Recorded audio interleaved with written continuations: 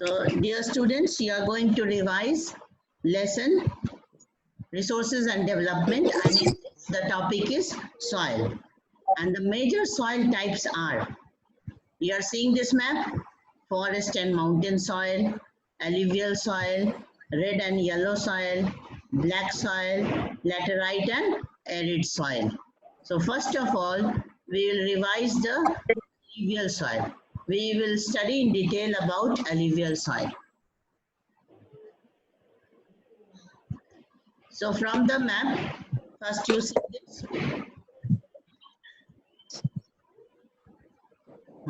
See the area of alluvial soil.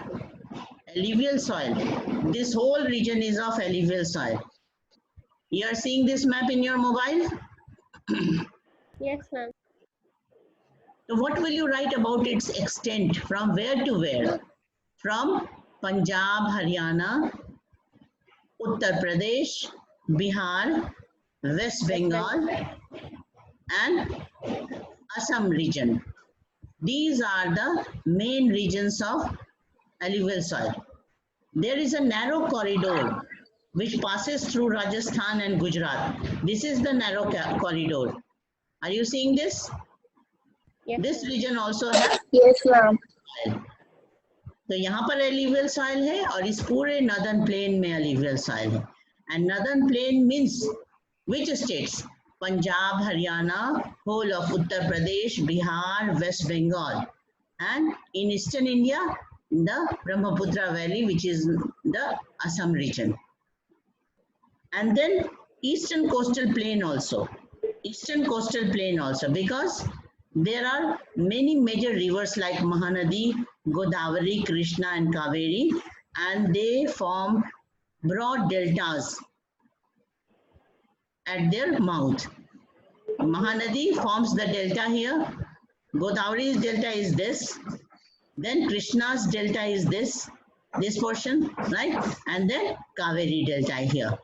So the delta region of the east flowing rivers of peninsular India also form the alluvial soil region, which is a part of the eastern coastal plain. So the deltas of Mahanadi, Godavari, Krishna and Kaveri. Okay.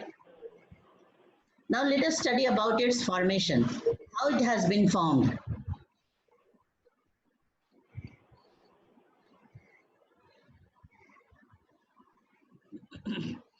Alluvial soil is the most widely spread soil, an important soil of India. Why important?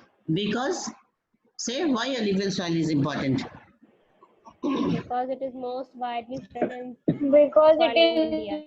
very suitable for cultivation. It is very, very suitable for. Very fertile soil. This soil is very suitable for cultivation. The whole of the northern plain where alluvial soil is formed is known as granary of India. Granary means a storehouse of grains. Why? Because this is most suitable part for agricultural production. The huge population of India depends for its food requirement on this part of India, which is known as the northern plain. The entire northern plain are made up of alluvial soil. These have been deposited by three important Himalayan rivers. You say, which are the three major Himalayan rivers which form the alluvial soil? Indus, Ganga and Brahmaputra. Indus. River Indus Yes, means Ganga. northwestern India. Indus means northwestern India. And Ganga means the whole of the middle part. This is the broadest part of the northern plain, Ganga plain. And then in eastern India, the Assam region have Brahmaputra Valley or Brahmaputra Basin. Basin is the area of the river. Basin is the vast area of the river where alluvial soil is deposited. These soil also extend in Rajasthan and Gujarat through a narrow corridor. अभी अभी देखिए map में कि narrow corridor कौन सा है जो alluvial soil का है, सबको पता है कि एक बार और दिखाएं मैप में, बोलो। पता है ना? ठीक है। Alluvial soil is also ma'am पता है। eastern coastal plains, particularly in the deltas of Mahanadi, Godavari, Krishna and Kaveri. तो अभी इस फर्स्ट पैराग्राफ में तुम लोग क्या क्या पढ़े, कौन कौन से फीचर पढ़े एलिवियल सॉइल के? कि सबसे पहले तो कि एलिवियल सॉइल नॉर्दर्न प्लेन में पाया जाता है, और एलिवियल सॉइल कैसे बना है, तो हिमालय से आने वाले मेजर रिवर्स जो हैं जैसे इंडस, गंगा, ब्रह्मपुत्र और उसके बहुत सारे ट्रिब्यूटरी रिवर्स को मिला करके ये नॉर्दर्न प्लेन बना है ना। तो रिवर के 3 फंक्शन होते हैं, इरोजन, ट्रांसपोर्टेशन और डिपोजिशन। जो डिपोजिशनल वर्क है उससे प्लेन लैंड बनता है। River and its tributary, the main stream of river and its tributary deposit lot of alluvial soil in the plain land which forms in the northern plain or the alluvial soil region. So let us proceed.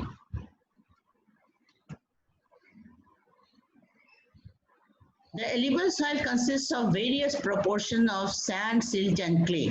देखो यहाँ क्या बताया गया है, यहाँ इसके texture के बारे में बताया गया है, इसके बनावट के बारे में बताया गया है कि इसमें क्या क्या है।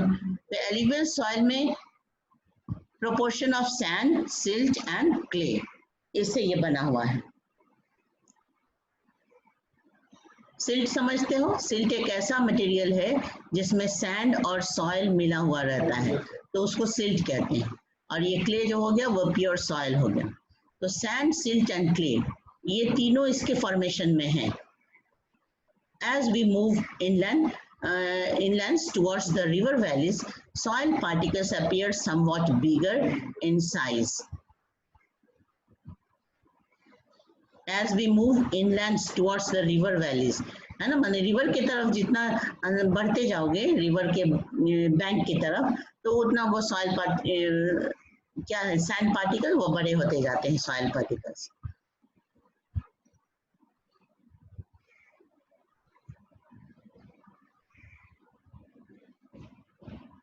ये ब्रजेश कुमार के नाम से, कौन है बच्चा, अपने नाम से एंटर करो,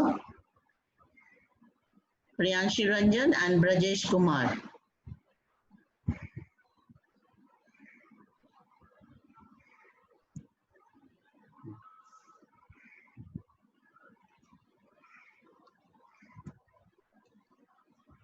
See the second column.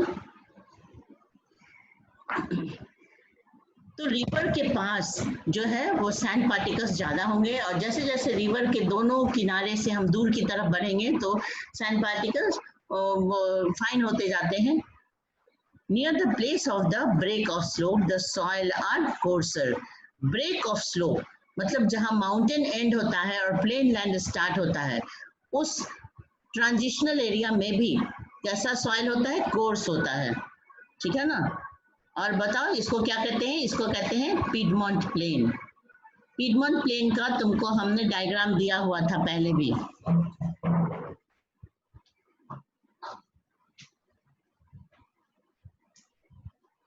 ठीक है, याद है Piedmont plain? Piedmont plain, Yes, ma'am. बोलो, what is Piedmont? PIEDMONT, Piedmont plains. Define करो तो Ambika, what is Piedmont plane?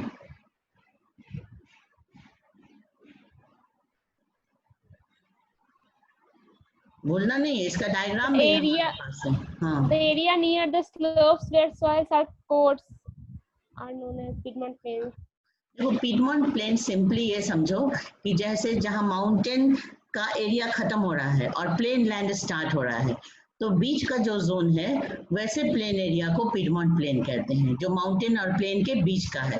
मतलब वहाँ स्लोप भी ज्यादा होगा और कोर्स मटेरियल ज्यादा होगा वहाँ पे, क्योंकि माउंटेन से स्लोप आते हुए जो रिवर वाटर है वहाँ कोर्स मटेरियल जमा करती है। तो ऐसे कोर्स मटेरियल वाले एरिया को और या उस फुटहिल एरिया को हिमालय के क्या कहते हैं, द्वार्स, चौज और तराई। अलग अलग जगह पे इसे अलग अलग नाम से बुलाते हैं, जैसे द्वार्स, चौज और तराई। ये तीनों क्या है, पिडमोंट एरिया है, पिडमोंट प्लेन है। Apart from the size of their grains or components, soils are also described on the basis of their age, है ना। एज मतलब वो कितना ओल्ड है सॉइल, इस बेसिस पर भी इसका क्लासिफिकेशन किया गया है। ठीक है, पिडमॉन्ट प्लेन का डायग्राम तुम लोग रखे हो जब पिछली बार दिए थे, तो ये फिर से दिखा देंगे, बोलो। अच्छा, अकॉर्डिंग टू देयर फिर एज, से दिखा दीजिए। अच्छा, soil can be classified as old alluvial soil and new alluvial soil. Old alluvial soil, अब देखो एज के हिसाब से ओल्ड alluvial soil बांगर हो गया और न्यू alluvial soil क्या हो गया, खादर हो गया। तो एग्जाम में बांगर खादर का डिफरेंस लिखने के लिए भी आता है। तुम लोग अपने नोट्स में इसे लिखे हो कि नहीं, बताओ। What is the difference between bangar and khadar? तो खादर के बारे में क्या लिखोगे कि khadar is the new deposition of fertile soil, alluvial soil. Khadar is new alluvial soil, Bangar is old alluvial soil. ठीक है ना? और the Bangar soil has higher concentration of कंकर nodules than the Khadar. इसका मतलब ये हो गया कि खादर soil is finer. टेक्सचर में खादर soil कैसा है, फाइन है, और बांगर soil में क्या क्या है, concentration of कंकर nodules. It has more fine particles and is more fertile than the bangar. तो यही मेन डिफरेंस है। एक और डिफरेंस तुम लिख सकते हो क्या, कि जो खादर सॉइल है वो रिवर से नजदीक होता है, और रिवर से और ऊंचाई पे दूर चले जाएं, दोनों रिवर के बैंक से दूर की तरफ थोड़ी और हाइट पे चले जाएं, तो कौन सा सॉइल मिलता है, ओल्ड एलिवियल मिलता है, जिसको बांगर कहते हैं। तो old alluvial soil is less fertile, but agriculture is practice there with the help of irrigation. ठीक है ना, बांगर सॉइल में इरिगेशन के हेल्प से एग्रीकल्चर होता है, और खादर तो अपने आप में ही बहुत फर्टाइल होता है और पानी की भी कोई कमी नहीं होती है, तो खादर बहुत ही सुटेबल एरिया है एग्रीकल्चर के लिए। तो यही मेन 3 पॉइंट है डिफरेंस का खादर और बांगर में। क्या क्या है बताओ। पहला point, khadar is new depositional of fertile soil, हाँ, and bangar is the old deposition of alluvial soil. ठीक है, bangar has more concentration of kankar nodules than khadar. हाँ, that means khadar is of finer texture. Texture कैसा है, फाइन है। Khadar is more fertile, bangar is less fertile than khadar. हाँ, Khadar found near river regions while Bhangars are far away from river regions. तो और colour में भी थोड़ा डिफरेंस होता है, कलर में भी, जो कि यहाँ नहीं लिखा हुआ है। जैसे खादर है ना, वो लाइटर होता है और बांगर डार्कर होता है कलर में। Alluvial soil as a whole are very fertile. Mostly these soil contains adequate proportion of potash, phosphoric acid and lime. अब यहाँ पे जो ना सॉइल का मेन कैरेक्टरिस्टिक फीचर यहाँ पे लिखा हुआ है। ये सबसे पहले इसके जो केमिकल कंपोजिशंस हैं वो हम लिखते हैं। This soil has adequate proportion of potash, phosphoric acid and lime. Repeat करो तो, ये मिनरल्स क्या क्या लिखा हुआ है? Potash, phosphoric acid and lime. Potash, phosphoric acid and lime, which are ideal for the growth of sugarcane, paddy and other cereal and pulses. हाँ, इसका मतलब क्या हो गया, देखो सारे क्रॉप्स के नाम लिखे हैं। पैडी मतलब राइस भी, वीट भी, और इधर शुगर केन भी, और साथ साथ सारे सीरियल क्रॉप और जितने पल्सेस ग्रुप के क्रॉप हैं वो सब। तो कहने का मतलब ये बहुत ही फर्टाइल सॉइल है। And due to its high fertility, regions of alluvial soils are intensely cultivated and densely populated.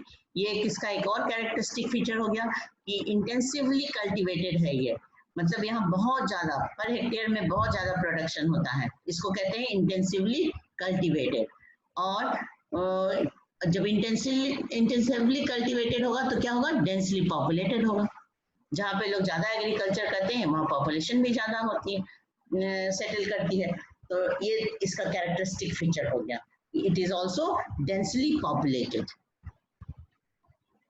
ठीक है, और कैरेक्टरिस्टिक फीचर में तुम ये सब लिख सकते हो जो शुरू में पढ़े कि these soils have been formed by the 3 major Himalayan rivers like Indus, Ganga and Brahmaputra and their numerous tributaries. ये भी उसके कैरेक्टरिस्टिक में लिख सकते हो, और कौन कौन से एरिया में कहाँ से कहाँ तक ये फैला हुआ है वो भी उसके कैरेक्टरिस्टिक फीचर में हम लिख सकते हैं।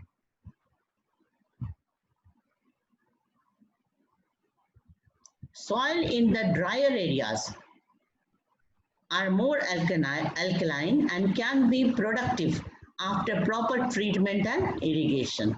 More higher areas में जाएंगे तो कैसा है, सॉइल जो है ड्रायर है, और तो ड्राई सॉइल में एल्कलिनिटी ज़्यादा है, लेकिन उसे भी हम एग्रीकल्चर के लिए यूज करते हैं प्रॉपर ट्रीटमेंट और इरिगेशन के बाद। ठीक है, तो तुम अपने आंसर में लिखे हो एलिवेल सॉइल के बारे में, बोलो, नोट्स बनाए हो? Yes, ma'am. Yes, ma'am. तो इसे ना तुम ये करो, एक बच्चा पढ़ के सुना, what have you written about the characteristic features of alluvial soil. अपनी कॉपी से पढ़ के सुनाओ, हमेशा कॉपी बुक पेन लेके बैठना।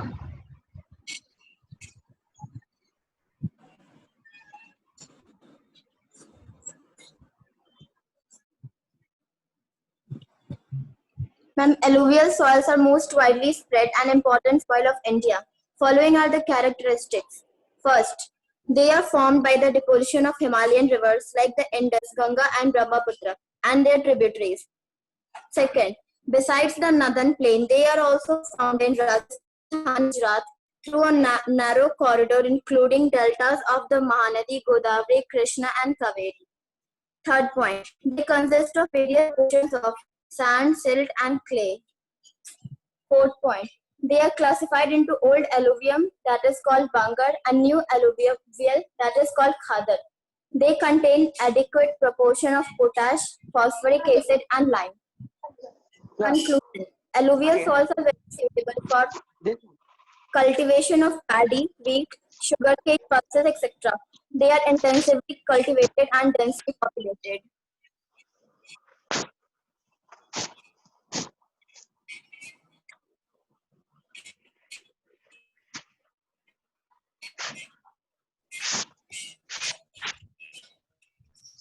A major characteristic of alluvial soil are it is formed by the deposition of the river load as it goes from its upper to its lower course. It is lighter and porous, therefore easily tillable. It is a fertile soil as it is rich in minerals, especially potash and lime. It is suitable for the growth of a large variety of rabi and kharif crop. Soils in the drier areas are more alkaline. Drier areas are more alkaline, but that is also used for agriculture after certain treatment and irrigation facility. तो ये सब लोग लिखे हो ना, जो किताब में जो पढ़ रहे हो, नोट्स बना रहे हो और उसी का फिर रिवीजन हो रहा है। Yes, ma'am. है ना, तो हम लोग ये सब जान गए एलिवेल सॉइल के बारे में। चलो अब नेक्स्ट स्टार्ट करते हैं, black soil. These soils are black in color। ठीक है, ब्लैक सॉइल इसका नाम ही पड़ा है क्योंकि ये ब्लैक कलर में, इसका दूसरा नाम क्या है, regur soil. Black soil is also known as regur soil. तो कभी ना 1 मार्क्स के क्वेश्चन में ये आता है कि what is the other name for black soil, it is regur soil. Black soil is ideal for growing cotton, so it is known as black cotton soil also. ठीक है ना, आपने इंडिया के मैप में देखे हो ना कि किस तरह से ब्लैक सॉइल का रीजन जो है वो कॉटन कल्टीवेशन के लिए बहुत ही सुटेबल है। ये मैप फिर से देखो,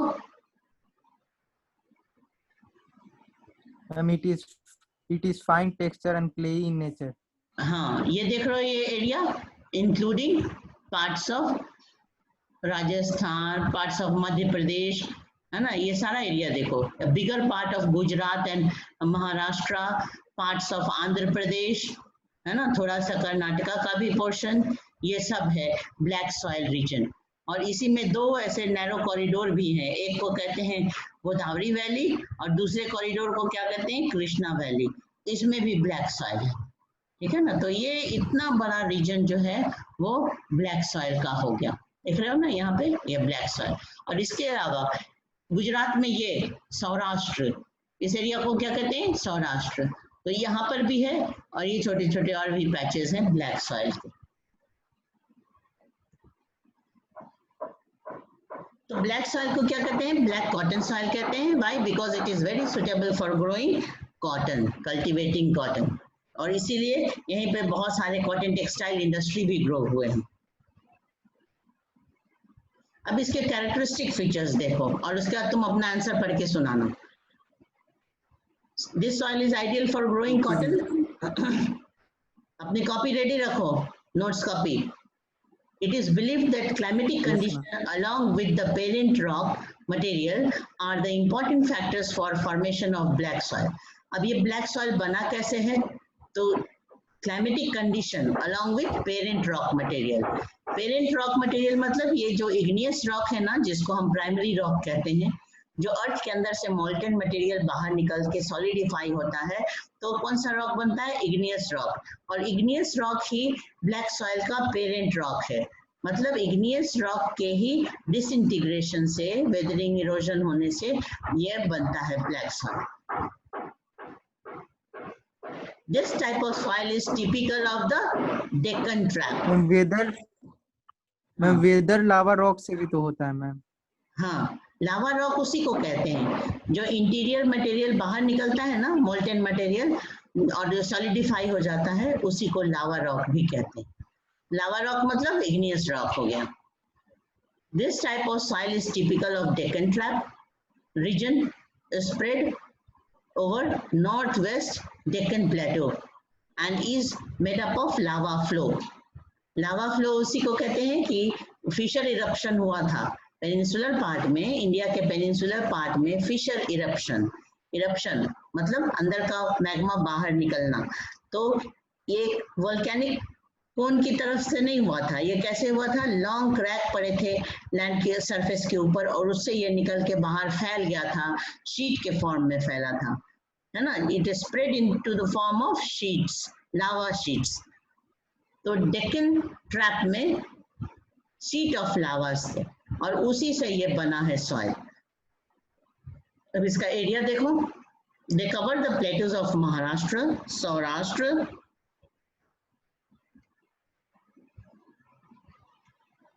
मालवा।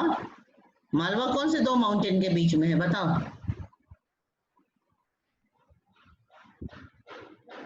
मालवा प्लेटो जो है वो कौन से दो mountain range? Vindhya range and Satpura range. Very good. Ambika is replying. It is between Vindhya range and Satpura range. तो क्लास 9th के सेकेंड लेसन में पढ़े थे ना फिजिकल इंडिया, उसमें है ये। तो इसका एग्जैक्टली वही एरिया है between Aravalli mountain and the Vindhya mountain. तो मालवा प्लेटो पूरा ब्लैक सॉइल का एरिया है। फिर Madhya Pradesh, Chhattisgarh and extend in south east direction along the Godavari and Krishna valley. ठीक है ना, अभी दिखाए थे ना गोदावरी और कृष्णा वैली मैप में, वही एरिया। Yes ma'am. तो ये सब इसके यहाँ तक अभी क्या पढ़े कि इसका फॉर्मेशन कैसे हुआ है और हाँ, इसका फॉर्मेशन कैसे हुआ है ब्लैक सॉइल का, और ये कौन कौन से रीजन में मिलता है। तो ये 2 पॉइंट अभी तक डिटेल में पढ़े, फॉर्मेशन और ब्लैक सॉइल का, फॉर्मेशन और उसका एक्सटेंशन, ये 2 पढ़ लिए। अब इस पैराग्राफ में मेनली इसके चीफ कैरेक्टरिस्टिक फीचर्स हैं यहाँ पे, है ना। तो इसको पॉइंट्स में अलग अलग करके हम लिखवाए थे, फिर से इसको रिवाइज कर लो। पहला पॉइंट कैरेक्टरिस्टिक फीचर में कि the black soils are made up of extremely fine clayey material. ठीक है, इसका टेक्सचर कैसा होता है? Extremely fine clayey material. और उसके बाद they are well known for their capacity to hold moisture. ये दूसरे पॉइंट में लिख दो, they are well known for their capacity to moisture retentive होता है, हाँ, होल्ड मॉइस्चर। सेम पॉइंट में भी लिख सकते हैं, वो मैटर देखते हैं कि कितना लिखा हुआ है, पॉइंट सिर्फ काउंट नहीं होता है। In addition they are rich in soil nutrients. यहाँ पे इसके जो न्यूट्रिएंट्स हैं उसके बारे में एक अलग पॉइंट बनाओगे, such as calcium carbonate, magnesium, potash and lime. That means black soil is very rich in calcium carbonate, magnesium, potash and lime. And these soils are generally poor in phosphoric contents. They develop deep cracks, इसको फिर अलग point में लिखोगे, they develop deep cracks during hot weather, hot weather के समय में soil में बहुत गहरे दरार पड़ जाते हैं, which helps in proper aeration of the soil, ये उसी पॉइंट में है ना। डीप क्रैक्स हेल्पफुल भी होते हैं, किस चीज में हेल्पफुल होते हैं कि एयर, एरेशन मतलब पेनिट्रेशन ऑफ एयर, अंदर सॉइल के अंदर तक हो जाता है, जिससे नाइट्रोजन कंटेंट बढ़ाने में हेल्प होता है। These soils are sticky when wet and difficult to work on unless tilled immediately after the first shower. अब इसका एक और अलग कैरेक्टरिस्टिक क्या है कि वाटर पड़ते के साथ ये क्या हो जाता है, स्टिकी हो जाता है, बहुत चिपचिपा हो जाता है, उसमें काम करना डिफिकल्ट होगा। इसलिए फार्मर्स क्या करते हैं कि जैसे पहली बारिश हुई प्लाविंग तुरंत कर देते हैं, नहीं तो बाद में फिर प्लाविंग नहीं हो सकती। इसी को कहते हैं टिल्ड, टिल्ड मतलब ploughed immediately after the first shower, ठीक है। प्री मानसून शावर में ही पहले ही बारिश में इसकी प्लानिंग कर ली जाती है, तब ये फील्ड तैयार हो जाता है, ठीक है ना। तो कितने सारे कैरेक्टरिस्टिक फीचर हो गए ब्लैक सॉइल के, एक्सट्रीमली फाइन क्लेई मटेरियल का बना हुआ है, they are well known for their capacity to hold moisture, It is fine texture and clay in nature. It is moisture retentive. It is black in color as it forms weather lava rocks. हाँ। Nutrients बताओ,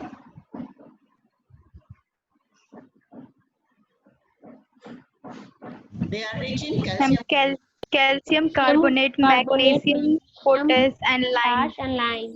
हाँ Calcium carbonate, magnesium, potassium, हाँ, and poor in phosphoric contents, ठीक है। phosphoric content. फिर ये deep crack develop होता है हॉट वेदर सीजन में, इसके बारे में लिखोगे, और इसमें ये किसके लिए बेनिफिशियल है, एरेशन ऑफ द सॉइल के लिए ये अच्छा होता है, क्रैक्स का बनना, ठीक है ना।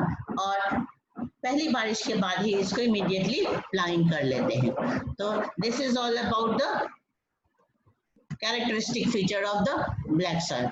So today you have studied about the characteristic features of alluvial soil and black soil, and I think most of you have learned this also. You have already written and learned the answer.